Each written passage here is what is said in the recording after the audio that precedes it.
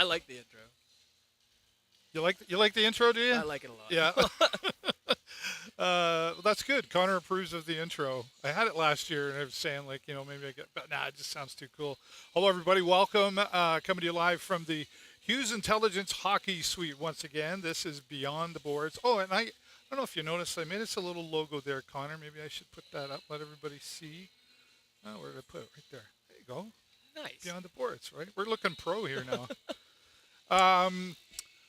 Sunday afternoon, our first Sunday afternoon game of the season, and geez, it's already been kind of a frustrating year. But did you get to watch any of the Flint game? I saw a little bit of it, but I didn't stick around. Actually, the fights came on, so I had to get on to the UFC fights. Oh, you into that? Are you? I am. Yes. Oh, okay. Who's the guy in there now? Is it Alex Pereira won last night. He is that retained right? his light heavyweight belt. Okay. By a devastating finish. Oh, really? Okay. Last I heard, Conor McGregor was a thing, but he's all hurt now. And Yeah, stuff, he hasn't fought in a while now. It's been a couple years, actually. Yeah, okay. So that's how you know I don't watch it. Okay, so we're going to get our topics going here. But just before we do, thanks to Hughes Intelligence Canada for allowing us to use the hockey suite. And I'll be doing live reaction and something new this year. Instead of live from the concourse, our intermission shows and updates will be done all from Hughes Intelligence Canada Hockey Suite. So thanks to Barry Bentley and the crew there. And really quickly, we are going to go over to TikTok and say hello, everybody's out there. Now, the gifts that are on TikTok, there's a subathon on right now. You can get into that. But we want TikToks, and a corgi is one of the... A dog? A corgi dog, yeah. Okay. And that's like 290. Well, what we're trying to do, the goal is to raise enough so that we can buy Connor hot dogs. Because you always say, I never got my hot dog. And I want to buy you a hot dog. So let's he's looking a little hungry over here. So let's see if we can get the hot dogs. Do they going. have the hot dog emojis in there? But send us hot dogs. Yeah, I'm going to try to find one. Anyway, we just want to have some fun and looking for some more subscribers. For those of you watching on Facebook and YouTube, thanks so much for being here. If you wouldn't mind sharing this around so other people can learn what we're doing here. Okay, first topic of the day, which I think was an easy choice to do this one. Beckham Edwards is like a killer. Right? Stone cold. And I remember preseason you talking about him, and I kind of asked you, like, do you have one that's you're keeping an eye on? And he was one that you said. What was it that you saw, like, before he got these goals? What did you see in him? He just worked hard in training camp and in the scrimmages that I saw, and he has got great hands. Like, that shot is, I don't think anybody really realizes yet, but it's a whip, and he took one from almost the red line last night. Like, the worst angle you could possibly imagine, and it slipped in, and I don't know how he did it. But yeah. I think he's going to find more ways to do that. Well, I think he's that force to be reckoned with is the term that we've often talked about. And, he's up there.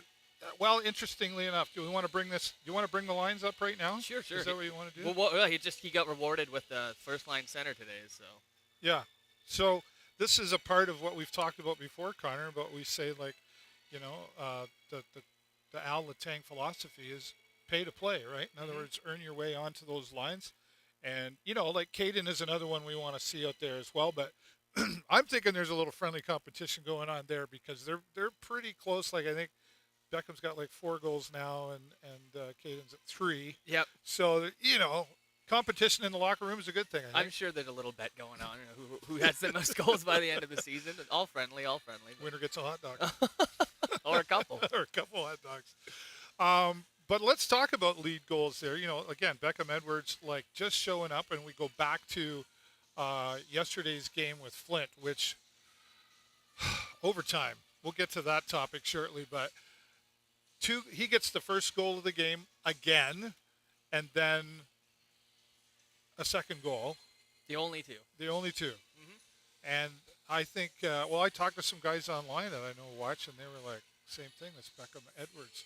Would you be nervous if you were the Sioux with Beckham Edwards on that ice? I think so, and unfortunately the Sioux are struggling a bit on their own, despite they had such a killer regular season last year, but they lost a lot of guys, and they're now at the bottom of the West Division, and I think they're just struggling to stay above water. But yeah, that's a guy that coming out probably on the first line, and you got to watch out because he's coming out quick. Let's bring those stats up on the screen there. Connor's got control, so yeah, I see West Division there, bottom of the.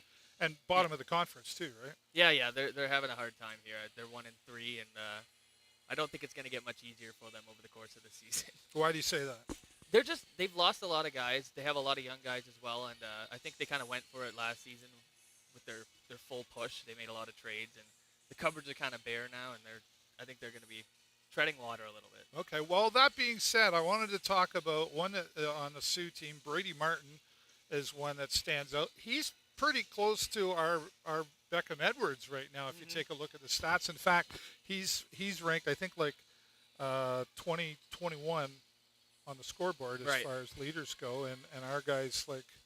But the difference there that I notice, if you can find it, is like Brady Martin is higher because I think he's got like 1 or 2 goals and three assists, whereas our guy hasn't had any. 2 assists. goals, 4 assists, 6 points in 4 games. Wow.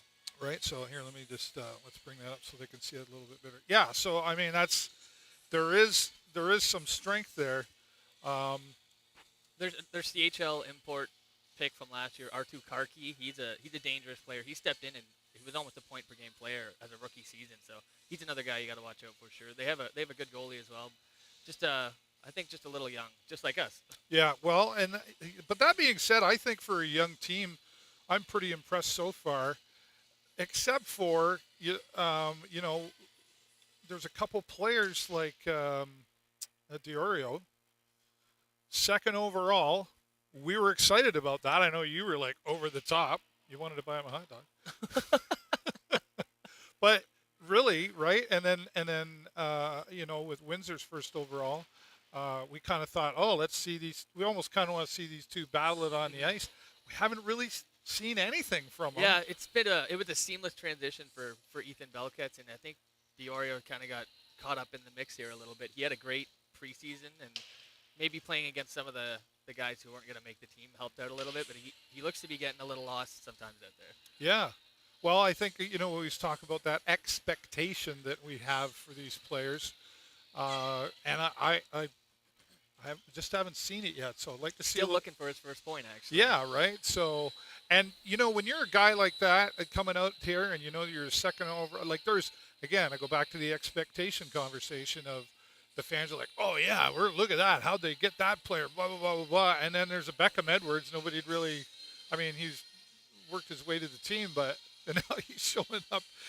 The pendulum can just really swing either way very quickly. Yeah, junior hockey is so unpredictable. Like these guys get picked so highly and they're so highly touted, but sometimes it's not an easy transition to another league, and maybe some guys who weren't such a high draft pick don't really have that expectation for them, so they're coming in here and they're not thinking, I'm the guy, I have to be the guy. They're just I'm going to do the best that I can do, and if that's good enough, then I hope it is. Yeah. Well, we'll see, I guess. That would be on those players' minds too. They're going, wow, I really haven't.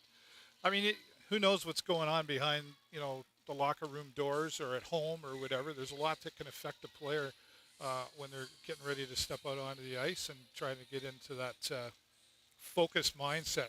Let's go back over to TikTok and see who's out there. We got 420 likes. We'd love to get to 1,000 by the time we're done, and we've got about another 15 minutes here. Go Sting, Carter Shelton. Thank you so much. Carl Freeman from Oshawa. MP just followed. Thank you. Who else is around here? No hot dogs yet. Oh, come on. Canadian Yeti. Oh, that sounds cool. What else we got going on here? Yeah, Carter Shelton. Yeah, get us up there if you would, please.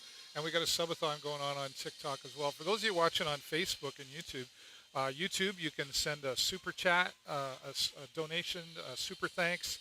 And now available on Facebook, you can also subscribe to my personal profile, and you get some extra perks for that as well. And if I get some perks there, I'll buy him a hot dog. We're going to get you a hot dog one way or another there. I'm excited. Yeah. Okay. Let's talk about the overtime games. We've seen so many overtime. 4 now? Yeah, it's kind of funny. Like you think the game's over until the very last minute, and then boom, extra time. And out of those overtime games, we've only seen one victory. Yeah. And that was, I think, against London. In the preseason. In the preseason, right? yeah, right. So, Maybe I jinxed it because I said the one time, or maybe it was the second time, I said, well, we've been ahead before, and then all of a sudden here we go to overtime. And, man, that has got to be super frustrating for the Sarnia Sting. I mean, it happened again yesterday where Flint just, there you go, right? And, and not only frustrating for the Sarnia Sting team, but the players who get the goals, who are working their tushy off out there, it's got to be frustrating to them too. Oh, definitely. You put all that work in, and then it's like, Jesus, again. Like, do I have to go out and do it again, or can we lock it down a little better and keep the pucks out of our zone when we get to such a tight game? Yeah. What do you think's missing? What do you think's happening out there that this? I mean, there's a pattern there. There must be a conversation that's already happened in the locker room about why are we even getting to overtime? Yeah, probably just a little bit of immaturity, maybe. I think Yeah. not playing the full 60 minutes. You think, oh, look, we've done good enough, and then there's 5 minutes left, and those probably are the most more important minutes of the game. And yeah, they kind of get caught watching a little bit, I think, sometimes, and just waiting for something to happen where you want to be in control and just keep it away when you're really ahead like that. Yeah, and take the game to the other team, right? And we did have the post-game press conference with Nick Strzicka and Beckham Edwards there at the last game, home game, I should say. And, Nick made a point in there. He said, yeah, like the coach said, we played 57 minutes of hockey. And it was those other 3 minutes that just was the game, really, at the end of the day. And that's kind of what I think you're referring to is, I know it's the cliche saying, but you've got to take every minute, 60 minutes, of hockey, or look what could happen. Somebody said to me, like, I was at Preferred Towing earlier today for a car show supporting Ohana Landing, Right on. and which is on now until 2 o'clock. But somebody said, oh, you doing the Sting game? Yeah, how's that going? Blah, blah, blah. And it's like, you can come in, get your radio if you need. You can come in if you want. Yeah, come on in. Hughes Intelligence security guards coming in to get their radios. What was I saying? Oh, and a gentleman said to me, oh, you doing the Sting game? Yeah, 4 seconds left. I said, no, 0.4 seconds left. Like 4 seconds sucks enough, but I was standing down here in the restaurant watching, and I was standing with a friend of mine, Jamie, and we were just like, oh, I just don't do this. Oh, You could so hear painful. You could hear the air deflate. It was like a balloon. Just, I was devastated down there. You.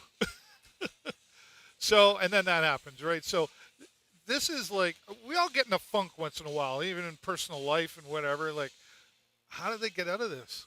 Well, yeah, like I said on Friday, this was an opportunity to possibly have 6 points, and now they've got 2, which is okay, but you would have liked to have a lot more. And this is your shot. You might as well. You have one last game in a busy weekend. You get a little bit of a break after. Get out there, give everything you've got because why not? Well, and this is, like you say, this is the key weekend. This is an opportunity to get a lot of points for who's playing these 3-day weekends, and there's some missed opportunity there for the Sting to get ahead. So you got to now. The question, well, we'll come back to that, but basically, yeah, no more overtimes. No overtime for you. They're the games that you look at the end of the season, where if you're slipping into the playoffs, you think, oh, if we had won that one game back in October, like we'd have just got that extra one point. Yeah, where would we be sitting? Could we be clinched? Right? Yeah. All right, well, now let's talk about, I don't know if you got that up there on the stats, the power play goals have not been favorable either for the Sarnia Sting. We've had a bit of a rough time here with the power play. I think we're like 4.8%. 4.8%. They don't have it sorted here on the CHL app, but we are tied with Brantford for dead last in power play. So, and where's the SOO and all of that? The SOO is 7.7%, so even they are above us. Right. So, I mean, again, a lot of variables to play out here, but, with them having a stronger power play, like 3% or whatever doesn't sound like a lot, but it's really huge when it comes down to power play. I don't know. We've had like 1 or 2 goals out of how many over 17 or 18 power plays. So many chances where you're thinking, like, this is it. Like, get in there and like you have a 5-on-3. We had plenty of opportunity. Like the rest were a little unfavorable on Friday, but there was plenty of opportunities for us to get a goal, and we still just you can't do it. And you wonder like, oh, that was 2 minutes that went by that just kind of floated in the neutral zone and got passes picked off that probably shouldn't have been sent anyway. Well, if we were to talk about the referees, I got a lot of messages to my inbox after that game, just saying like I have control or something. I'm like, oh, what do you want me to tell you? But it was definitely frustrating. Me, who doesn't know how to tie skates, could even look out there and go, "WTF is going on?" Like, there's nothing to say. It's a tough one. I wouldn't want to be the ref. Don't get me wrong. But there's a reason why they go back to the locker room quickly and don't give interviews. Yep. Yeah, that's right. Yeah. So I mean, power play goals. Something's got to change out there, and it doesn't even. It seems. I feel like I'm coming into my 10th year here with the Sarnia Sting, and I feel like I've had this conversation for 10 years that our power play just never seems to be that good. Our penalty kills are great. Mm-hmm. But I'd love to have it the other way around.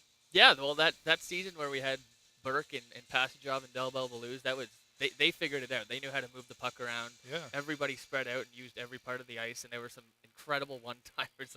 I remember vividly that was our power play was just they were on fire when we had those guys. And I think it's just having chemistry maybe and having a stable quarterback on the back end who can move the puck around. Yeah. The Sting updates page on Twitter. I'm not sure who runs this actually, but he's dialed in. He has a lot. He said to say I think not having James Barr running one of the two units is idiotic as an understatement. So he said the power play was red hot all preseason with him running it. And now he doesn't see the ice. Makes 0 sense. So do you agree with that? Yeah, and I'm not sure if they're still trying to test everybody out in a position, but he's our sophomore defenseman, and I think he's going to be a big part of this team going forward. Yeah. And I think you give him a little more room to run with and a little more responsibility, and I think we're just going to be rewarded. Does he fall into the philosophy of pay to play? Has he shown up enough for you to see him out there more? He's been okay. I think a lot of the defensemen don't really get a lot of time to show their offensive skills, especially when we're on the penalty kill a lot, or on a power play where he's not playing, right? Sometimes it is pay to play, but sometimes these guys get, like, with Caden Johnston getting buried on London's line, and he comes over and he gets, like, it's not like he earned it, but he got a shot immediately coming in without really having a small sample size. I think sometimes you just have to just give them that chance, and if they succeed, they do, and if they don't, then you can go back. That's all right. Yeah. Well, and, interesting you say that. Caden comes in and gets the opportunity, and we heard him even say, coach who cares and trust and opportunity. And you start to wonder if there's players on our team that think, geez, I wish I had a little more trust from Allen, or I wish I could get a bit more playing time. Yeah. Well, I'm sure there's a balance there, and I'm sure that's on the mind of the coaches. I don't think, that's any kind of thing that fits into, the coaching staff's philosophy here. And a lot of people say, oh, well, it's early. Well, you can only say it's early for so long. Until you got to go, way through the season. Okay, figure out how to make the pizza, but sooner or later you got to have the consistency and how it's all being put together, right? It actually doesn't look like he made the lineup tonight either. Yeah. So, all right. And shout out to Sting Updates. I don't know who it is. Me neither, actually. I'm curious. I have a couple of ideas. I'm wondering if Sting Updates would be willing to reveal themselves here on a broadcast. That would be super interesting. I know John Wright has a page as well. Have you ever seen him? He's a great fan. I would welcome John on here. Any Sting fans like that who want to be a part of what we're doing here. So again, shout out to Hughes Intelligence Canada, coming to you live from the hockey suite here, and we're going to be here. I'll be here doing live reaction. We're going to have some guests here hanging around with us. And we're also going to be doing our period updates instead of on the concourse. We'll be right up here. So Connor Burke will be coming back and joining me. We're about, I don't know, what time is it? About a half an hour away, I think. 1:26. Getting there. Let's go back in and check in our TikTok. For those of you on Facebook, YouTube, if you could share us around. Carter Shelton got us up to 31. Wow, 3,100 likes. You're amazing, and I'm sure there's others there as well. Where are we here? Let's go back. It's hard for me to. Oh yeah, Carter Shelton, you're the champ, man. Millsy was out there as well. Hello. 2 more messages. Go Rangers, go! Oh wow, Devin Wagler. Wow, how do we can we boot somebody off? Everybody's got their team, right? So thank you, TikTok. And doesn't look we got any gifts out there, so we can buy Connor a hot dog. I think you're going to be going hungry there, right, well, buddy. I'm going to have to go get one myself. The Sioux Faithful looks like they've showed up, too. There's a couple white and red jerseys walking around. Yeah, there you go. That's quite the trip, right? So jeez. They're getting ready to come out on the ice, so that's our cue to wrap it up here for now. But I'll be doing live reaction during the game, and then Connor will be back for first period updates here. So, Connor, thanks for coming up and joining me again. And we're going to do it this time. I forgot last time. 1, 2, 3, go Sting, go.